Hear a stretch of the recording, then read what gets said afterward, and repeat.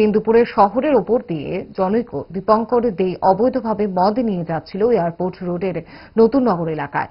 গোপন খবরের ভিত্তিতে পশ্চিম থানার পুলিশ এই সংবাদ পেয়ে অভিযানে নামে। সাদা পোশাকে কর্নেল চমুনিতে পুলিশ লাগানো হয়।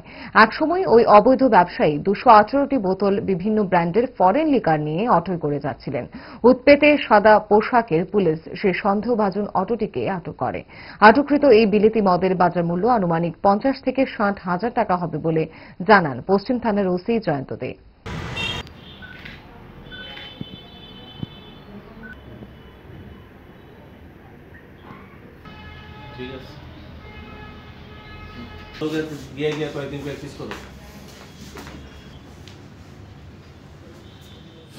আমাদের কাছে একটা সিক্রেট ইনফরমেশনের খবর ছিল, সে একটা অটো দিয়ে কিছু ফরেন লিকার বোতল নিয়ে যাওয়ার কথা সিক্রেট সোর্সের মাধ্যমে।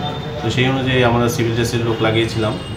তো বেলা আনুমানিক 1টা থেকে 1:15টার সময় একটা অটো 4 নম্বর টিয়া 01F2376, তো ওই অটো ড্রাইভার ফুল অটো লোড করে নিয়ে যাচ্ছিল। তখন ওকে যেটা হচ্ছে কর্নেল চমুনির থেকে ওকে ধরে।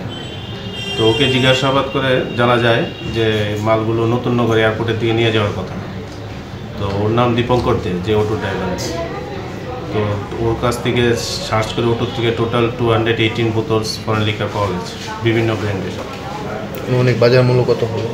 অনুমানিক বাজার মূল্য তো প্রায় 50 থেকে 60 হাজার টাকা হবে। মূলত জিজ্ঞাসাবাদ করে কিভাবে, কি কারণে, কেন হঠাৎ করে এত অ্যাকচুয়ালি এটা বোঝা যাচ্ছে সামনে কয়েকটা দিন বন্ধ থাকবে, আর ড্রাই ডে আছে বোধহয় নেক্সট একটা যে কোনো ডেটে।